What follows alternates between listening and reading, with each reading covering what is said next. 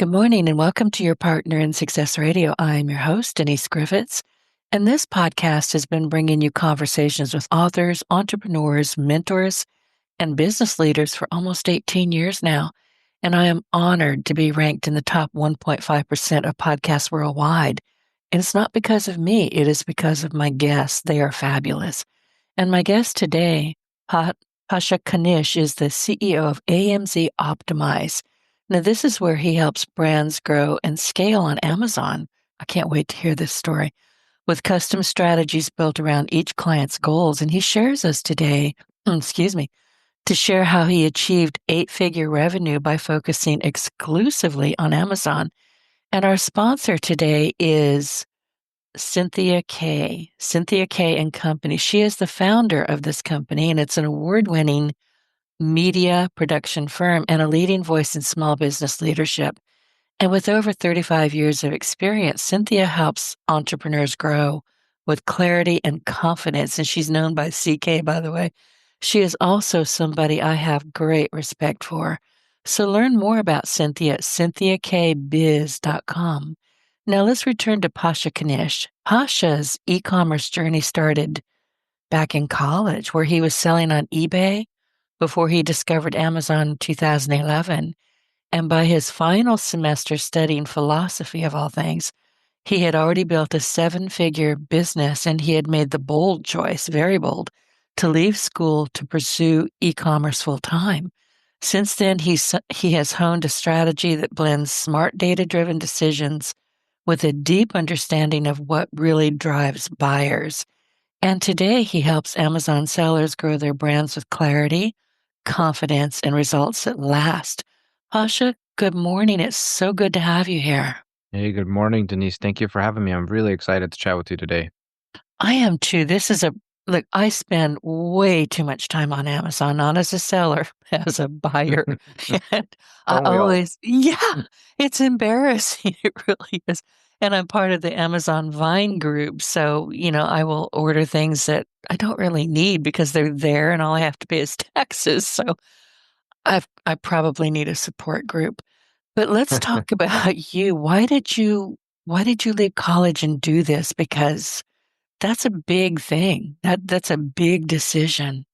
Well, I kind of felt like college wasn't serving me. And I think many people feel that way, but we go through it because that's what we're told. We're trained through years of school to take Mhm. tests and listen to the teacher and fit into this perfect little square, but every child is different. Every adult is different, but we're all kind of pushed through this machine, and there's nothing wrong with that. I think that if you have an aspiration to become a doctor or a lawyer or some really specific profession that you really feel passionate about, you need to go to school to be good at it. Fine. I just never fit into any of those roles, and I found myself in college and spending all this time, and it was good, but something was missing. So I was studying philosophy because that's what I was good at. But I mean, let's be real. I'm not going to you could become a lawyer, I guess, with a philosophy base, but then you have to go to law school. I didn't want to go to law school. You can become a teacher in philosophy, but then it's like, getting paid very little money to sit around and talk to people about philosophical topics. And as we say in philosophy, once you come to a solution, it's no longer philosophy. So you're always like somewhere in the ethers, so to speak. So I needed something that would bring me real value and something that was sticky enough that I could really grow in. So this is in college days. I was kind of doing some different jobs, working as like a freelance waiter and in different places in the tri-state area. I'm on the northeast US, and a couple of the guys that were at work, we were all friends, and they were selling online. Just like also side gig, selling on eBay at the time, and we were buying stuff from China in these big boxes, and we'd pool some cash together and make an order and get it and split it up and sell on eBay. And we weren't competing because there was lots of demands. People were shopping on eBay more than, you know, probably Amazon at that time. So that was successful. And eventually we found out about Amazon, and we said, hey, you could buy something out of China. This is pre Alibaba going IPO, going public. So of course, way before the pandemic.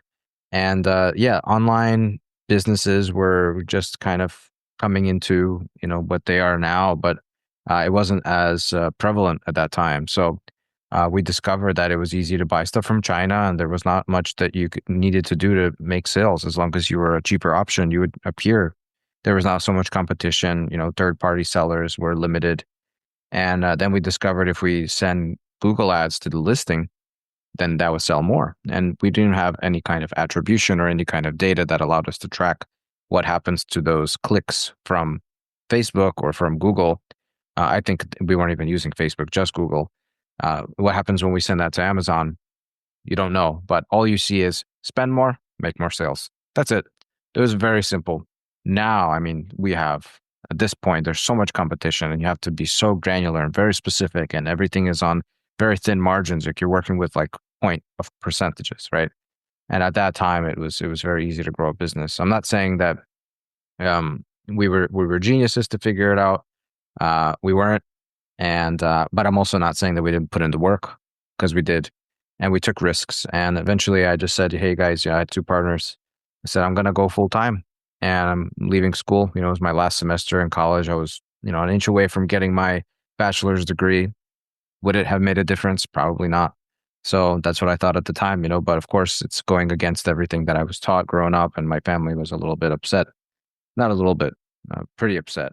I was going to ask you about that. I can almost hear it now. Yeah, yeah. I come from a Soviet family. I was born in Ukraine, and I came here very young.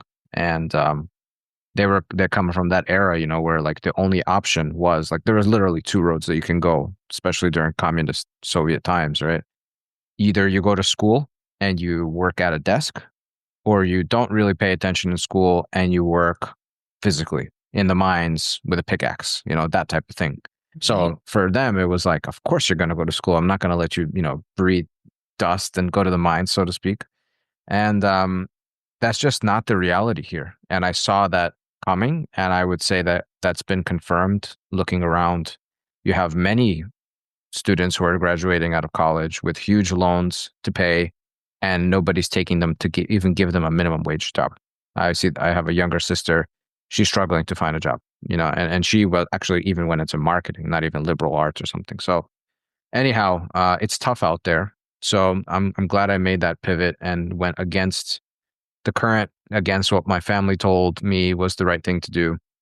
And I just followed what I believed to be true and best for myself. And I'm glad that I did. And I can't say that that road hasn't been paved with many challenges. There's been many ups and downs. I think anybody listening to this who has experienced entrepreneurship knows the struggles, the loneliness, the unspoken or quiet nights of worry. And it doesn't really go away. I think it just changes and transforms, and you learn how to cope with it in a different type of way where this just becomes the norm. And I think as you become more and more successful, goals change, priority changes, and you learn how to kind of manage it. And eventually, I think ease and comfort do settle in. And yeah, kind of fast forwarding to today, I live in the countryside. I moved out of the city, and I have a lot of time to spend with my family at home because I work from home. I have a remote team, and we handle Amazon accounts, and I'm a seller as well. So yeah, it was worth it, but it was paved with a lot of difficulty, that's for sure. Anybody who is an entrepreneur or a solopreneur, they're not quite the same thing, but darn close, understands at gut level that if we don't have a cast iron stomach, we're not going to make it. Yeah. I mean, you get knocked down. Look, I get knocked down multiple times a day, not just once in a while. Multiple times. It could be something that somebody on my team has done or hasn't done. It might be a boo-boo that I made. It may just be me going, well, what the heck was that all about? But you have to have that cast iron stomach and say, you know what? I'll just go do something different. Let me try this another way. Exactly. Yeah, I think that the world is full of opportunities. I think people are so worried about, jobs are going away and AI is coming to replace humans, and what are we all going to do? Like, what are we going to do without our cashiers? And it's like, the world is full of opportunities because of AI, because of the internet, because, especially in the US, like anything you want to do, you can try. Like the barrier to entry, it has become so low. You can give it a shot. And the worst case scenario, you spend some time, but you've learned something. And I think that too many people are spending time just, worried about taking risk, and they'd rather spend their time in their comfort zone, scrolling on social media or whatever it is. So I think, yeah, there's just so many options out there. I agree with you 100%. Just There go out there really and try. are. Exactly, there really are. And you have to have, in my opinion, this is just my opinion, I don't have any data backing it up, but you need critical thinking, but you need creativity, and you need confidence. Yep. I remember the first time I got on a client call for my agency because, yeah, a little story about the agency. I started out as a freelancer, and I wasn't a very good copywriter, wasn't a very good graphics designer. I was sort of a strategist, but it was hard to sell that at the beginning. So I said, all right, I can grow your account. And they said, what does that mean? And I said, well, I think you need a better listing and some ads. So they said, okay, do it. So I started writing some copy, of course, pre AI or anything. I'm writing everything by hand. I'm going into MS Paint and making graphics, really poor graphics, mind you. And If you sound like me when I first started out, I was like, I can do this on my own. Oh, geez, I don't think I can. I'm going to need some help. exactly. But you need to go through that process to be like, You do, I yeah. kind of know what I'm supposed to do here, but I just can't do it. So I'm going to take on this project. Let's say someone's paying $1,000, and I'll bring on this freelancer to do some writing. I'll pay him 150. I'll bring on this graphic designer. I'll pay them 150. I'll bring on this ads person. I'll pay them like 200 for the month. And so that's your $500 profit margin right there. And I didn't really have to do anything except send a bunch of messages to people, right? Of course, it's a lot more complex than that. And there's more responsibility on your side to retain them. And eventually, when you start bringing on people who are on paid salaries and a client drops, you're not going to fire the team because you need them for the next No. project, but you don't know when the next project is coming in. So there's all kinds of other baskets of complications and risks associated with it. But yeah, I mean, that's how I got my start. And yeah, you just kind of grew it from there.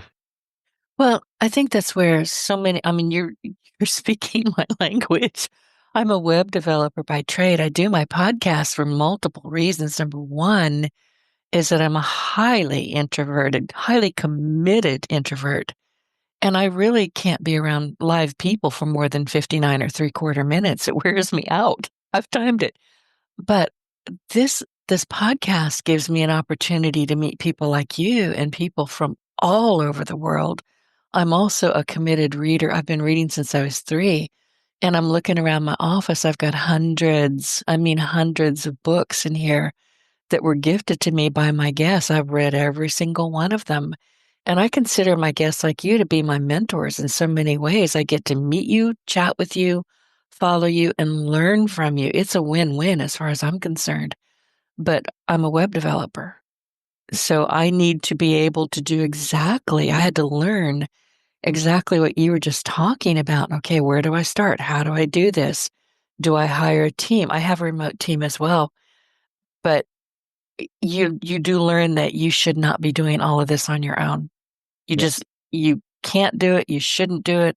I won't do it because I'd never sleep again, and I don't sleep much anyway, but I would never be able to sleep again. But once you bring people on that you can trust and then you listen to them, I bet this happened with you too. You listen to them, and I always hire people who are better than I am. That's the rule. That's They the have rule. yeah, they have to be better than I am at one particular, part of a website that I'm building or particular technology because I may know it. I may know how to, say, I need for you to do this, but I don't stay up on it. These are experts. And once you've handled that team or you built that team, it's all go from there. Yep. I've been very lucky to have great people on the team, but of course, I had to learn how to hire, and I've made Right. tons of mistakes. I mean, if you look into old Google Workspace or Slack, and you see all the deactivated members, you're like, wow, I remember this guy, I remember that lady. It's just tons of that, right? Over the years, you just hire and fire, and you figure out who are your tribe, what's your crew, and what's the they call it company culture. I don't know if that applies for smaller organizations, but I suppose it's just really like, does everybody get along, and are you able to trust these people and go to sleep? Like, How important is your sleep? How important is your sanity? Yeah, And that's the sanity's the big part. because of course I can fire my whole team and then just try to do everyone's job. I'd do a subpar job and I'd make a little bit more money than I make now for a short period of time, but then I'd destroy my business.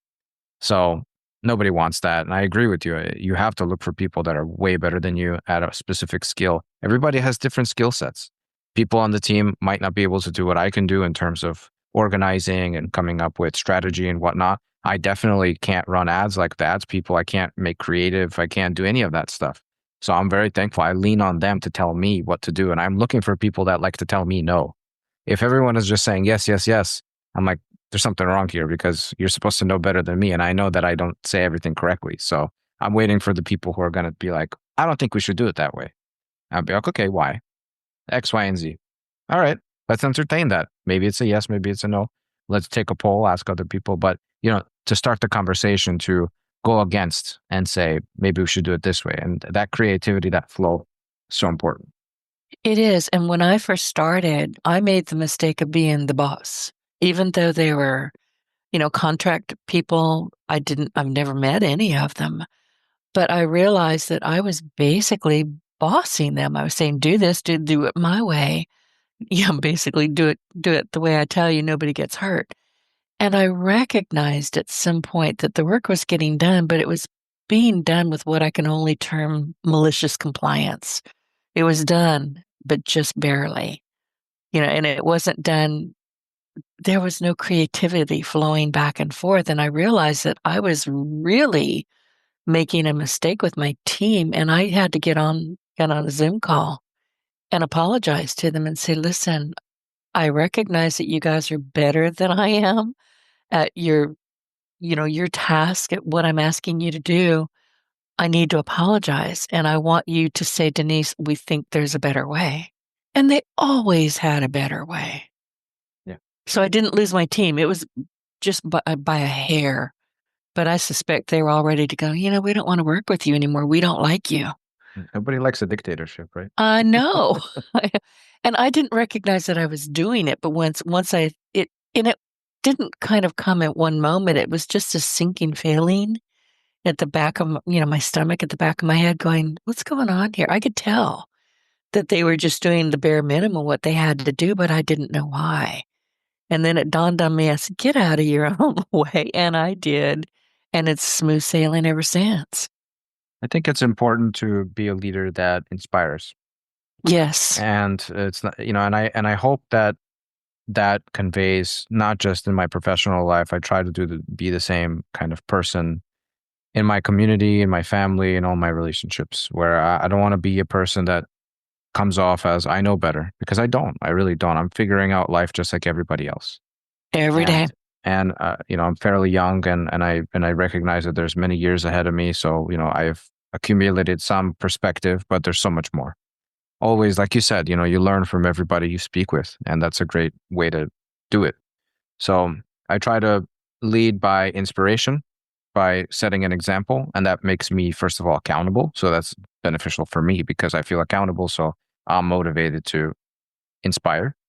And it's nice when you keep your mouth shut a little bit more, because then you quiet yourself and then your ears are opening instead. Something needs to come and fill the space. So it's Exactly. either you're talking or your ears are listening. It's one or the other. I think listening is one of the most important skills anybody can have. And it's a problem for a lot of people. They're so busy, forming their next, okay, but the minute I can hear or almost hear that, okay, but, oh boy, I know it's not going to be good.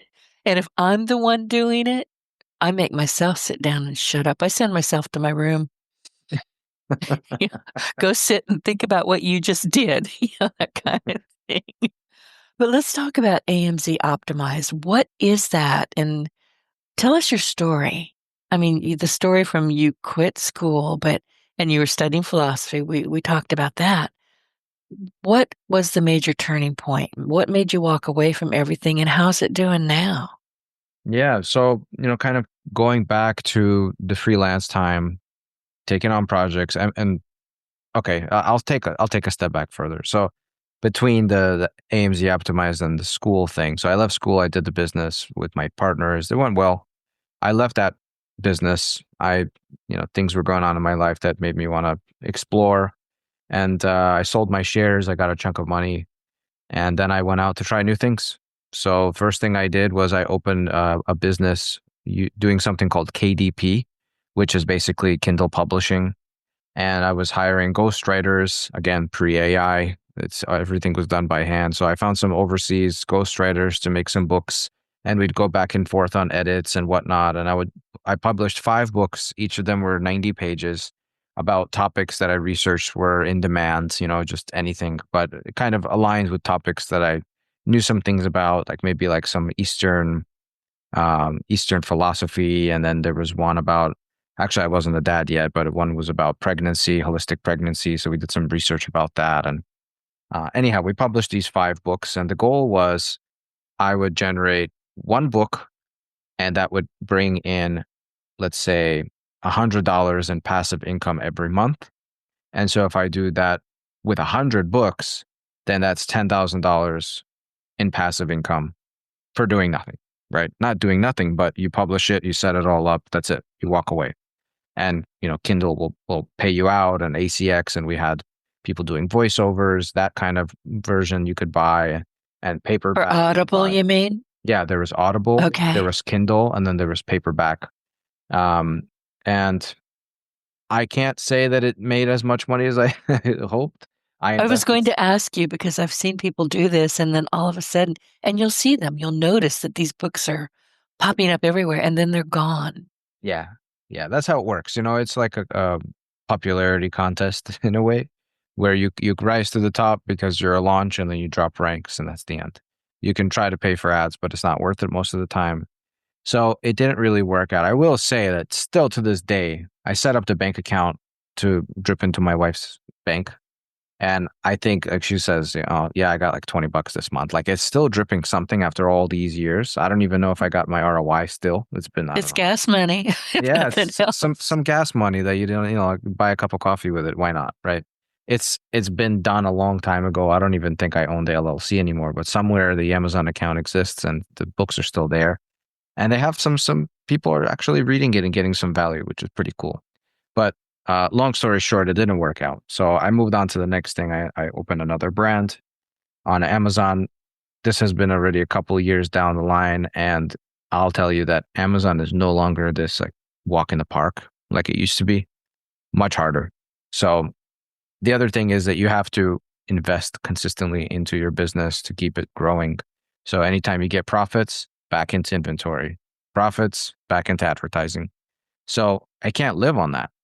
So I moved to the countryside around that time. I wanted to work fully remote. That was the whole thing with Kindle. I didn't want to have an office space anymore like I used to. I just really wanted to be kind of free from all that and work remote. So I needed to figure out something to do. I tried growing that business and making a living off of it, and I couldn't. It wasn't enough to support myself and my wife. And I said, you know what? I'm just going to go back into the labor force. And I found a job on a farm, and I was on my knees picking peppers for 10 hours a day. Ooh, what did And your parents have to say? I need to know. oh yeah, I told you so, right? I can hear it in the back of my head.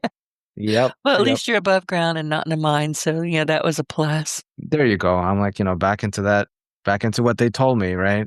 But what would a philosophy degree have given me? Like a teaching job for at that time, 50K a year. I mean, it would have been better than picking peppers for $11 an hour cash. I remember one day I was driving home, and it was after a long day. I had just gotten my $110 for the day, right? After 10 hours of labor. So tired, driving home, trying not to fall asleep. My wife calls me and says, hey, we have some people coming over. Could you pick up some groceries? And I go to the store, I buy, some pasta or whatever I bought. And the bill was like $100, right? Normal. And I'm like, are you kidding me? This is all my money that I just worked so hard for. I'm like, this cannot be the way for sure. This is not sustainable. So I said, you know what? I got to do something. And I thought about it really, really hard. And I said, I'm going to go and do some freelancing, and I'll use my skills, and whatever challenges are going to come at me, I'm just going to have to figure it out because I can no longer sustain this type of life. And that's what I did. I went on the freelance website. This was back in 2017, probably. And I went on Upwork.com, found some clients. Somehow, I pitched jobs over and over and over again until finally somebody agreed to throw some money at me and see what happens. And I was able to grow some accounts and it worked. And I started finding freelancers to help me and it was getting bigger and more successful. And eventually I brought on people to be on retainers because projects were coming in. I started offering retainer packages. And little by little, I've grown the team. And fast forward to today, uh, I have a 15-person team. um, Everybody's on retainers. We have contractors that we work with for certain projects, and we're pitching bigger and bigger projects, all within the Amazon sphere. We've built out a solution that is fully customized for Amazon sellers. And I will say that the fact that Amazon has gotten harder and harder and more competitive in a way is good for us because this is what we're focused on. We don't do TikTok or social media or anything like that. We just focus on the platform and we've specialized in it and we've focused on it all these years, adapting as different changes have been thrown at us. And yeah, I have a podcast for other agency operators like myself. It's actually called Agency Operators Podcast. And I have about 70 episodes recorded now. So I'm still new to the podcast world, but that has been instrumental in just my learnings and making connections and kind of getting involved in the community space more. And aside from that, we're working on a piece of software for Amazon sellers. So I've really just gone down the road and followed and stuck to it and went step by step by step, not really knowing where it's taking me, but trusting and going for it.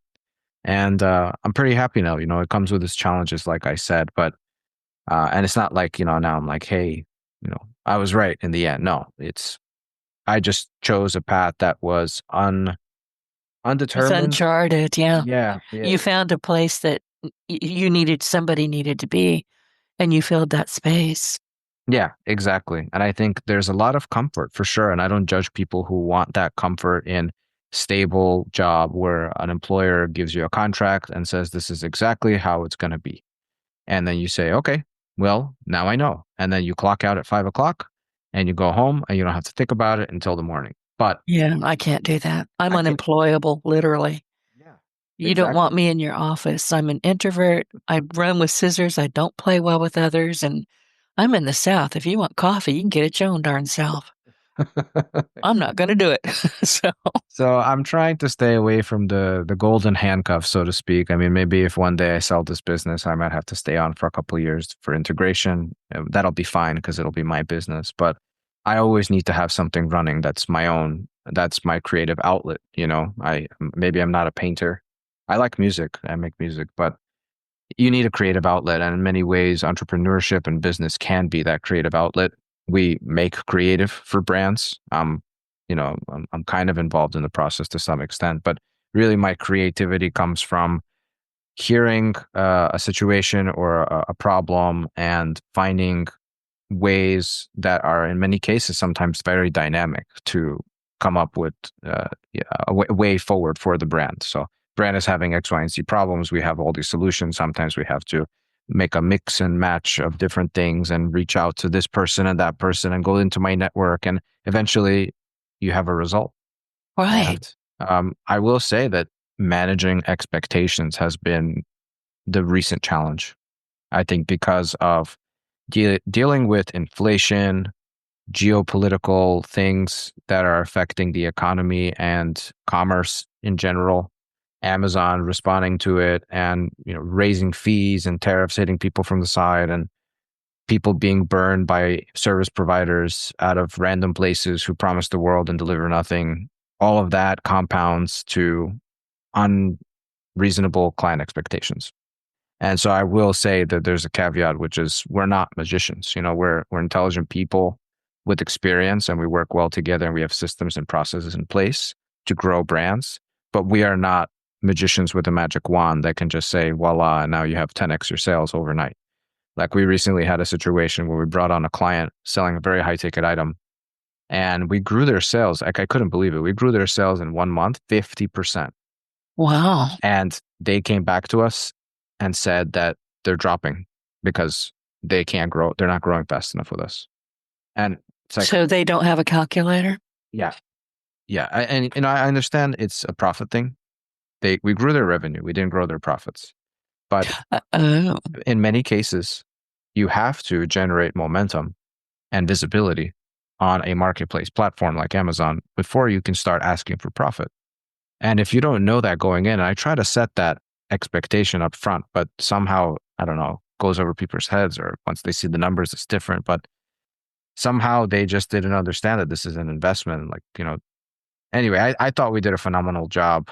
I think that for where they're at, it's working and we're seeing good results, and there's signs of life. But for them to cut the project after the second month because we're not so-called growing them fast enough, I mean, where else are you going to go and grow 50% in 1 month? I mean, I think that's very impressive. So anyhow, yeah. Now, when they come back, and they will, are you going to take them back? maybe at a higher price. There you go. In the Deep South, we call that a PIA tax. You know what that is, right? No, tell me. Pain in the ass. There you go. Yeah. There you go. I have a couple of clients like that. They're just, and I'll tell them straight up front, you're going to pay a PIA. Okay. Because they know what they did. And I'm not going to play ball with them. So now you're running AMZ Optimize and you're managing eight-figure Amazon brands. And I had a thought, I'll go back to it for clients. How did that transition happen from operating your own stores to helping others build and scale theirs? And part of that question, which was the thought that I just had, because basically what you were talking about just a little bit ago is the gig economy. It's huge. There are so many gig workers, Upwork, Fiverr, people doing their own thing, virtual assistants, gig economy. That's not something we can sneeze at these days. So I know that's a two-part thing. So just step in wherever you like. I think that they're very interconnected. The gig economy, I believe, is the new way that things will work. I I think think that so too. the days of these massive corporations owning giant buildings in a city and everybody just like sadly jumping on the train in the rain to get to this office and not want to sit there. Like, it's just sad. And it's a waste of everybody's time and freedom. What people want is freedom and ownership, at least ownership of their own time. And the gig economy is the avenue for that to exist. That's number one. Number two, we're entering into an era where there is digital currency and everybody's accessible over the internet. So talent is available from all over the world. So I'm seeing, like, used to be able to hire people out of India or Pakistan or Ukraine for very little. Now they're asking for a lot more money because people in the Western world, in the US and Europe, are hiring out of there. And so their economy is boosted that way, or at least the online economy. So everything is merging together and kind of going in that direction of I am an independent and I'm very good at this specific thing. And I might offer fractional services to multiple different companies. Or if one of them turns into a full-time position, I'll make sure that I'm well incentivized potentially to grow with the company and even get bonuses or equity or whatever it may be. But that opens you to those opportunities. If you just sign a piece of paper and work at an office, again, there's nothing wrong with that. But I think it's just we're moving away from that, especially when you start thinking about AI, and especially with all of the, people are becoming aware, and then another thing is people are starting to get into like 4-day work week instead of 5-day work week, because maybe you can be more efficient actually working really, really well for 4 days and resting 3 days than working poorly or, getting very exhausted. Like, you eventually, that builds up and you become burnt out. And And it's resentful. very resentful, sour. Hmm. You come to work and you don't want to be there. I've noticed, like, I've experimented with that myself, where I would work for 4 days and take Fridays off. And I'm coming into the office so fresh on Monday with so many ideas and so much excitement. And I don't tell my team when to work. As long as work is getting done, like, I can sense a lot of people don't work too much on Fridays. I don't say anything. I don't have a problem with that. And I don't have a problem with that because I'm not working, so I'm not talking to them. So whatever, right? But I see that the work is getting done. Clients are happy. So enjoy life, right? I'm not on top of people monitoring hours. Like, as long as you have a system in place where you can check to make sure that things are moving in the way that they should, you need to have a little bit of that lenient give and take. So Exactly. yeah, And this during COVID, during and immediately after COVID. I'm not sure we're ever going to be away from that, but I was watching people online who were scrambling, and I know you know what I'm talking about. You probably saw the same thing. They didn't know how to work from home. They didn't know, what they could do. And their bosses, bless their hearts, were standing literally on top of them digitally and saying, I don't see you online. Why aren't you online? They lost more people just by trying to be the old way of doing things. It was bizarre. It really was. Yeah. And I'm like you. I mean, I find that I do very, very well in the early morning from, 3 o'clock in the morning to 5 o'clock in the morning. I don't sleep a whole lot. So at 5 o'clock in the morning, I'm often at my desk waiting, to walk the dog at about 6 o'clock. And I may work until about 2 o'clock in the afternoon, and then I'm done. My body clock just says, you need a break. Then about 7 o'clock at night, I'm back. I'm back. My creativity is refreshed. I'm ready to go. Yeah. But I follow my own rhythm. Yeah, and that's exactly what this whole gig economy gives you. Like if you're working Exactly. with a team that allows you to work at your own pace, of course, there's meetings, you have to be there, but a lot of the work that we're doing is at our own pace, especially creative work. And you want to be in a good state of mind when you're doing this kind of creative work. Like it makes completely no sense to me to like force creativity out of a person. Like it's like trying to Well, get, it can't be done. what do they like say, like juice out of a turnip, right? Yeah. Yeah. So, that's what that's what it feels like. It does. It really does. And then, going back to COVID very briefly, that's when people found out that, especially in New York, I was fascinated. People were paying, I don't know, $3,000 to $5,000 for a little tiny apartment that probably was about the size of my garage, if that big. And they found out if they could remote work, they didn't have to pay those insane rent prices, and they left. Yeah. You don't you get more money from not having to pay and live in the city. I mean, that's what I did, right? And the other thing is all that commute time, Right. right? That's time you can spend with your family or doing something you enjoy. Go get a hobby, go plant a garden. I don't know, go learn woodworking or ride your bike. I don't know. Use Walk the that, dog, get walk the outside. dog. Yeah. Exactly. Yeah, spend some time outside.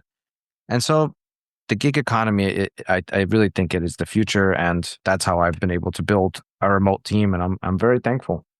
Yeah, it's not going away. So anybody who's listening to us, if you have skills, whether you're really good at building newsletters or you're a creative of some description, most of us are. Find a gig that you can land on. Offer your services. It may not take off right away, but get out there. Get out there and offer something. Yep. I mean, you have even places like Etsy, people Yeah. are like, Yeah. oh, I don't know what to do, like start a business, and people have different ideas. Make 10 things, like 10 units of the same thing that you like to make, and try to sell it somewhere and see, make 10 different options for people and see which one people like. Go and make something and stand at your local farmer's market and talk to people, make connections. Like we live in a world of so much opportunity, and people, it's a mental thing entirely. People don't see the opportunity, but they are afraid to take the step forward to open up the opportunities. Things don't just fall on your head. And I think that coming into the US as an immigrant, albeit I have been here my entire life, most of my life. I'm an American for sure, but I'm surrounded by a lot of immigrants. I grew up in New York City. It's a melting pot, right? I've been Right. around many different cultures. And I think foreigners, they come to this country and they really, I don't want to say take advantage, but they really try to make the most of their time here. And they know what it's like, let's say in the old country, right? Where there were really like from the government, you have limitations. Right. Right. You have the sky's the limit. Like that's the American dream is if you want to make it, you can put in the work and you can make it, but you have to put in the work and it's not going to be easy. And I think that sometimes I see American people have taken that for granted because they've been here so long or, and, with social media and everything, all these distractions, people get distracted with religion and politics and social media and just scrolling. Like all those things are very addictive because they give us like an emotional drive. But I think if we focus on a direction and we really listen to ourselves, it comes back to listening. Listening is not just to other people, listening is to yourself too, but not talking to yourself verbally, but really having a moment, maybe go walk in the park and just try to like quiet your mind and see what comes through. You'll tell yourself what your needs actually are, and then you can open yourself up to opportunities to fill those needs. And I think life will just become more Absolutely. fulfilling. It does. You know how I do it a couple of ways. When, I code a lot, I write a lot of code for websites and different things that I'm doing. And I'll notice right around, 1 o'clock, 2 o'clock, I'm just looking at the same line. Maybe it's an article I'm writing or it's something that I'm working on for a client and I'm just reading it over and over and over again. And I know I'm done. So there's a couple things I'll do. I can either go open my refrigerator door, which I know sounds bizarre. I call it the open refrigerator door reset. And I've got a big refrigerator. It's got double doors, and I will stick my entire torso as far as I can in there. And I just go blank. Because, anytime you wind up in front of your refrigerator, you don't know how you got there. You don't know why you're opening that door. You don't even, you just have no idea of even going there. And I will wait until the doors start dinging and say, close me, and shut the doors. And that kind of snaps me out of it. But my favorite thing to do is go take the hottest shower I can stand. I take my showers hot enough to steam broccoli. And I take bathtub crayons in there with me because the minute I'm relaxed, I mean, really, truly relaxed, that's when I get downloads. I call them God winks, and they come hard and fast. And I start scribbling all over the shower walls. And as soon as the steam dissipates, I take pictures of it. And ooh, that was smart. Ooh, that was brilliant. What the heck was that? But I didn't lose the creativity. It was in the shower with me. Does that make There you go. sense? Yeah, It it does make works. sense. It does. It does. Because I think you're activating, scientifically looking at it, that's what I believe. You're activating a different part of your brain, You are. right? Absolutely. You're Yep. switching gears. Like, we're sitting at our desk and we're in work mode, right? And then like we get into everything else is just life mode, but it doesn't work like that. Everything is really merged together. So sometimes taking a step away is the best thing, actually. Like I have the same thing where you're trying to solve a problem and it doesn't come to you right away. I believe Walk problems, off. yeah, the answers should come to you right away. And if they don't, walk away, come back to it, think. That's why the people say, I'm going to sleep on it. Where does that come from? Because, I mean, that's like literally your brain is probably processing something while you're sleeping, getting rid of information it doesn't need. And then you wake up fresh. You look at it again. Oh, never There it thought of it that is. way. There it is. Huh? Right. I turn it over to my subconscious for review. Every night. I'll say, I talk to my ceiling fan. Say my prayers out loud because somebody's listening. Might be the spiders in the ceiling fan. It could be aliens. It could be God. It could be me. I don't know, but somebody is listening. I'll say my prayers and then I'll turn something deliberately over to my subconscious and I'll say, listen, I need to review this. This is something I don't have an answer for. This is something I just have not been able to work out. And I'm telling you, Pasha, 318. 318 without fail. I wake up and I write it down. Wow. That's amazing. Well, and you know what? I had a real problem. This true story, I'm not making this up. My arm, I woke up in the middle of the night and I really thought I was going to have to just amputate my arm. I have never had that kind of pain.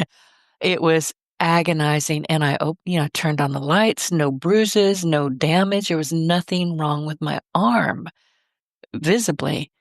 But it hurt. Oh my God, it hurt. And this went on for a couple of days, and I finally just turned it over to my subconscious review. And at 3:18 in the morning, it said, and it told me what it was. I had, God, now I can't remember what it was, and I should because it was incredibly painful, and I wanted to say it was, now I'm embarrassed. I can't remember what it was, but it was horrifying, and I had to go to the doctor, and, I went, by then the rashes had started, and it was just awful. And I went into a walk-in clinic, and she said, "What do you think the problem is?" And I pulled up my shirt. She goes, "Oh, yeah." And it was awful. What is it you get after chicken pox? God bless it. Now I'm really embarrassed because, I mean, I was in agony, and this was Thanksgiving, the day before Thanksgiving.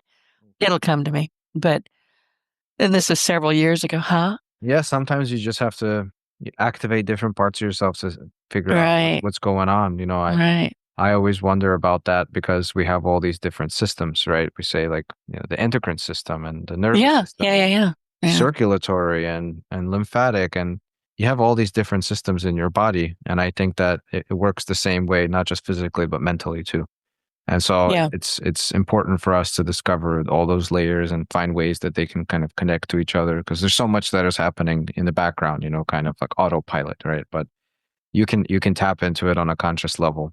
And I suppose that's where the whole love for meditation comes from. People talk about meditation. I'm personally, I can't sit and meditate. I, No, I I, can't either. I It have to just won't move. happen. Yeah. Yeah. My best meditation is a 3 hour hike in the woods with my dog. I call that walking meditation. When I'm walking with my dog, all of a sudden I'll find I'm not necessarily slowing down, but my brain is slowing down and I'm relaxing. I actually walked past my house twice one time in the rain because I was meditating, didn't realize it. And the Oh, dog was like, "Can we go? Look, red house. It's the only one on the block. Can we go there?" yeah, the dog was already standing on the porch, right? You were Yeah. still walking. She was like, "I'm wet. Let's go turn left. Go here." Yeah. And one more thing I also want to mention, like, with this whole new gig economy and Shingles. It was shingles. oh, And it hurts. It oh hurts a man. lot. But I woke up at 3:18. I can't believe I forgot what that was. I'm having a brain fart. But I woke up and I went, shingles. I thought that was eradicated. Well, it's not. So Yeah. I if your thought, arm hurts, go to the doctor. and all of a sudden, huh? How'd you get it? Like, I have no idea. oh, No idea at all. I'm one of those people. I don't have a family doctor. I don't get sick ever. I just don't get sick. I haven't been sick in probably 20 years. Not a cold, not a flu, nothing. And I really thought my arm needed to just be gone. That pain was horrible. And I still have some nerve damage from it. It was bad. well, I'm sorry to hear that. Me too. But Yeah. I got past it, but I didn't know what to do. And then by the time I woke up and, I said to myself, shingles, I lifted up my nightshirt and went, oh my God, I was covered in blisters that looked like I'd been burned. Oh man. Yeah. Shingles. There you have it. Yep. Well, I wanted to mention, like, with regards to the whole gig economy thing, I think another factor is that people are working on their phones, not at their desk, True. a lot of the time. And it also goes back to that whole thing about when ideas come through and, kind of that workflow. And I consider, okay, I'll sit at my desk for these amount of hours, but very often in the evening is when I'm doing some of my best actual strategizing, because I find myself unable to always get into that mode. Like, I'm doing a lot of high level stuff, but I'm on these meetings, meetings, meetings, meetings. I need to get away from those meetings, have some lunch, do something else. And then in the evening, I put my son to sleep. It's quiet. And I'm like, oh yeah. It's like finally, like, you get the result from all the digestion from the day or from the week of meetings and conversations. And now things start to come together. And then you're like, oh, I need to grab my phone and Right. put together an email to myself or something. Are you there? Yeah, what I was going to say is I understand what you're talking about. I'm a big fan of Dr. Napoleon Hill, Think and Grow Rich. And one of the things he said multiple times in that book that people seem to kind of pass by is take action. When these thoughts hit you, take action. Write it down. Go do something with it. Go buy a domain name. Do something, but take action. Do you find the same thing? Absolutely. Yeah. And I love that book, by the way. Me One, too. one of the foundational pieces that helped me to drop out of college. Really? I didn't know that. My Wednesday podcast host is Dr. Ben Gay. Well, not Dr. Ben Gay the third. He was the final mentee of Dr. Napoleon Hill. Dr. Napoleon Hill spent his final 2.5 years with Ben, Oh, mentoring wow. him. That's amazing. He must be a wealth of knowledge. You still there? Yeah. Could you hear me? Okay, what happened here? Could you hear me? I'm still here. No, no, no. Hang on a second. Hello, hello. Okay, did I lose you? No, I'm still here. 1, 2, 3. Hold Hello. on. Okay, let's see if this works. Hello, hello. Hi, can you hear me now? I can hear you now. Something went wrong with Zoom. Okay, where did I lose you? Or where Oh, did you lose me? I heard you when you said about the gentleman who was the mentee of Ben Napoleon. Gay. Yeah. Yeah. Yeah. I've learned so much from him.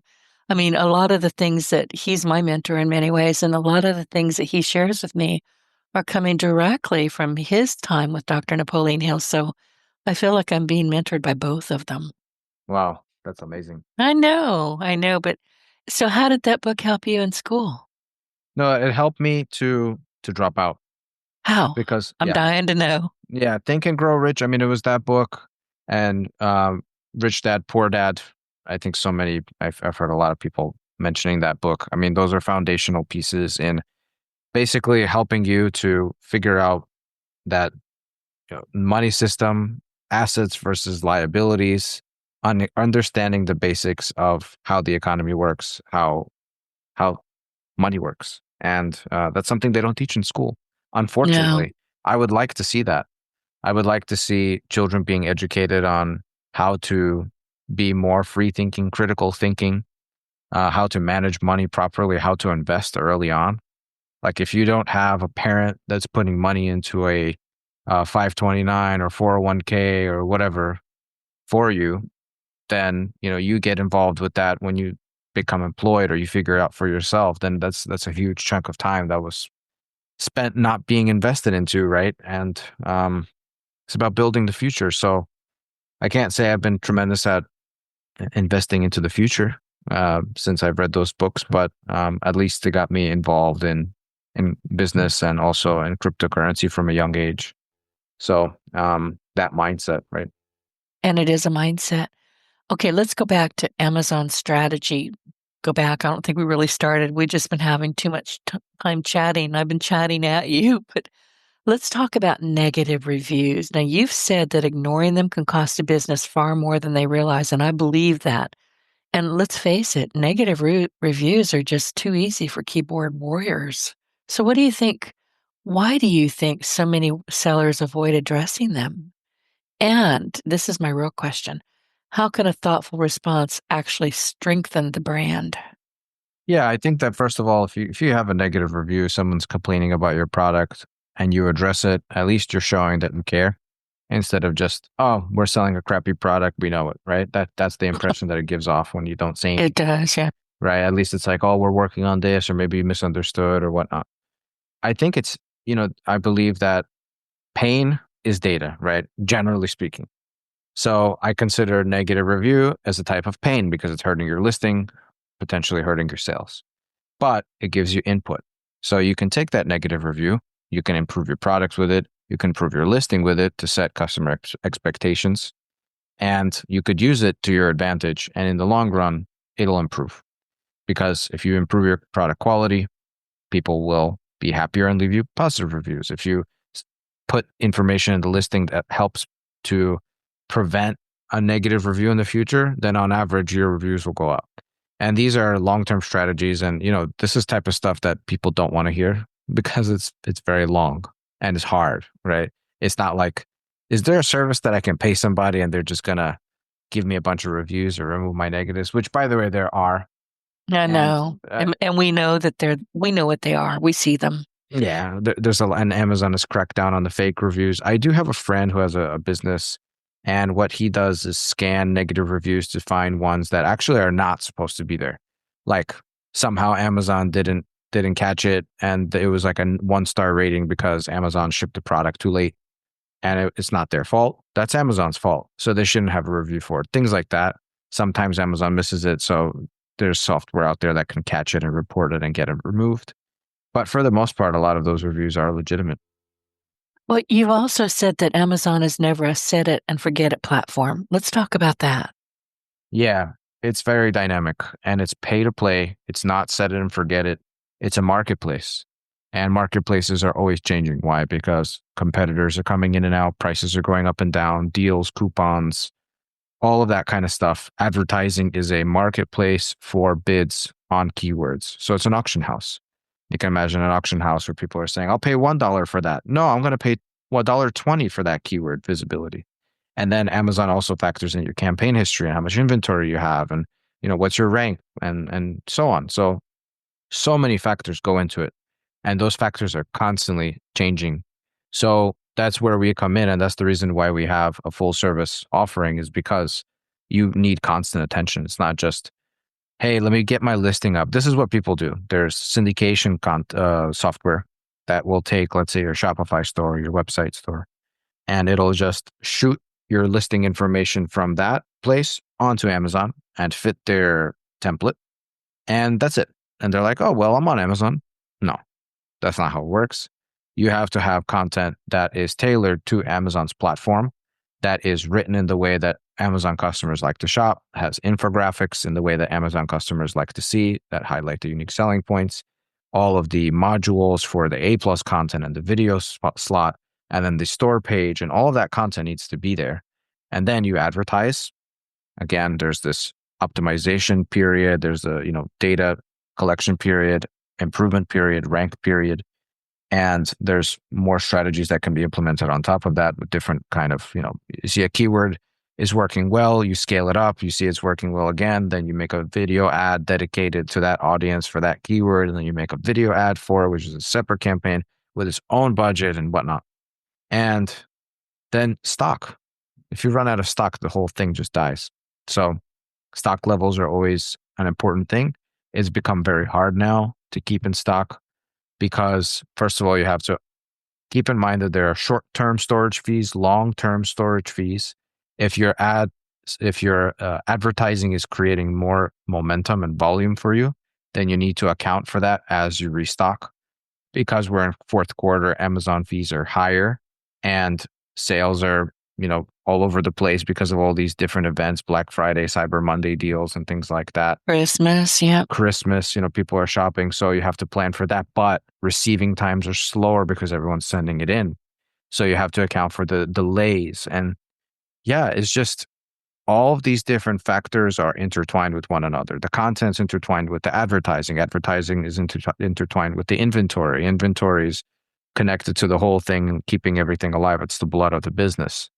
And case support if there's problems, and managing with Amazon and all that, and managing the fees and understanding your KPIs and your profitability and your goals associated with those KPIs. So people have a hard time and they say, you know what? I'm not making money. This is very hard. I'm not going to do it. And they give up. And that leads me to my next question. How can a business owner decide when it's time to move from do-it-yourself management to somebody like you who is professional support? Well, if a business owner heard what I just said and is like, wow, that's literally me, that's how you know. Yeah, that's what I was going to say. I don't even know why I asked. You already told us. Yeah, So, like if you just heard all of that and you're like, my gosh, that's literally my life. I gave up on Amazon. I wish I could do it, but I can't. There's offers that come from businesses like myself. I'm not the only one that's doing this kind of work. But they come at varying price ranges, and you have to find a team that you trust, that makes sense to you, and they're pricing in a way that's relevant and relative to your business earnings. And what I will say is that you have to understand Amazon is pay to play regardless, whether you bring an agency in or not. And sometimes you'll actually spend more money not getting help, because by the time you end up putting all that inventory in and paying all of the fees and losing money on ads and then wasting your time and pulling out all your hair and then getting hair transplants because you're bald, all of that is going to cost you so much more than just bringing in a team, because you don't know what you don't know.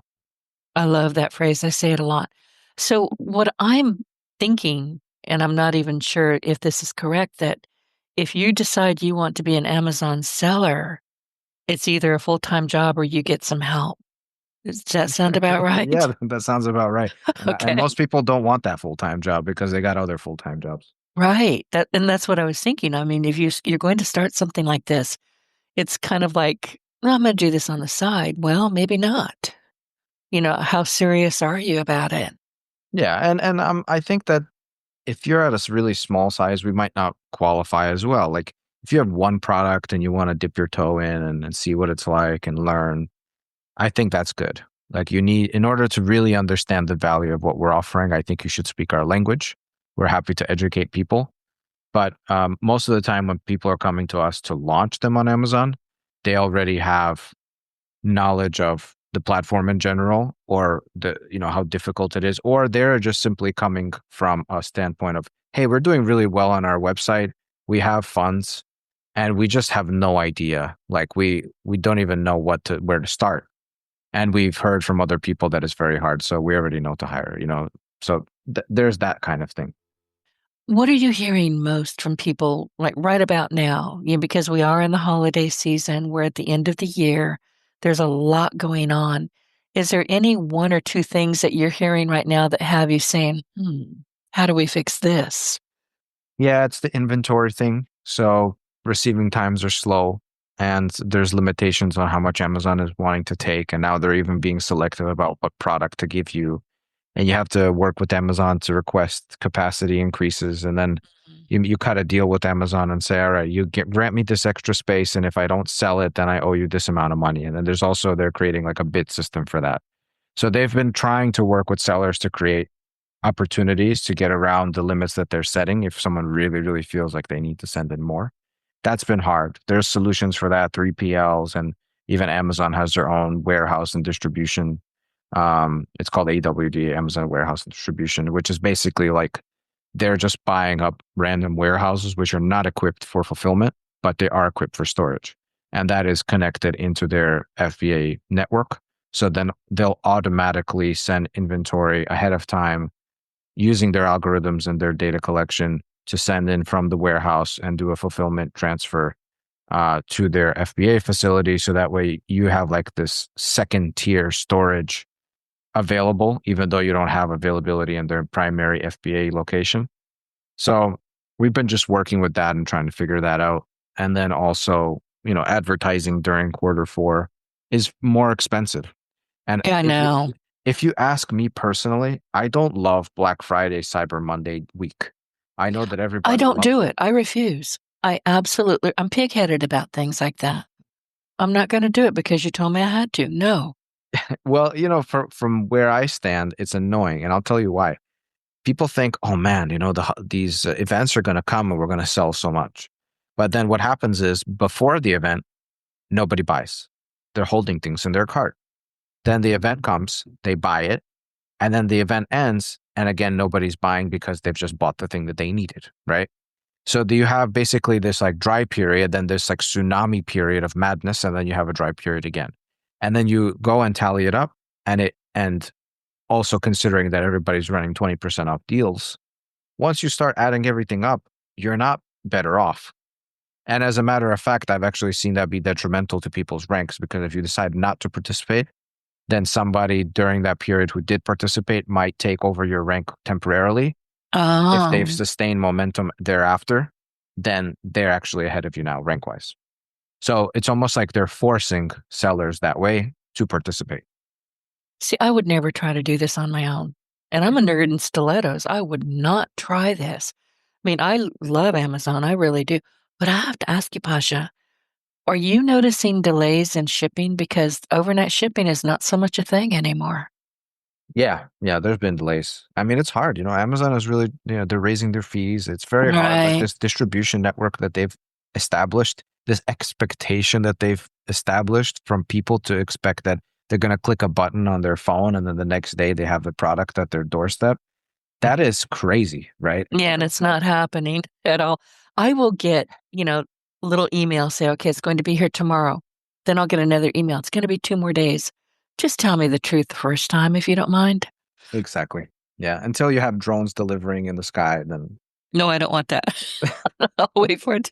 I'll wait for the brown truck to show up. Listen, before we wrap up, and boy, we are out of time. This has been such a valuable conversation, and I really appreciate how much you've shared, not just the strategy, but the mindset behind building something sustainable on Amazon. And it's clear that long term success isn't just about data or algorithms, it's about understanding people, staying curious, and never getting complacent, but mostly learning what the heck you're doing. So, Pasha, before we wrap up, what's the best way for our listeners to connect with you or learn more about the work that you're doing at AMZ Optimized? sure. You can go to amzoptimized.com. You can find me on LinkedIn, Pasha Knish. I'm probably one of the only ones on there. You can check out the Agency Operators podcast. We have 70 episodes recorded to date. Actually, I'm sorry, 70 is being recorded next week.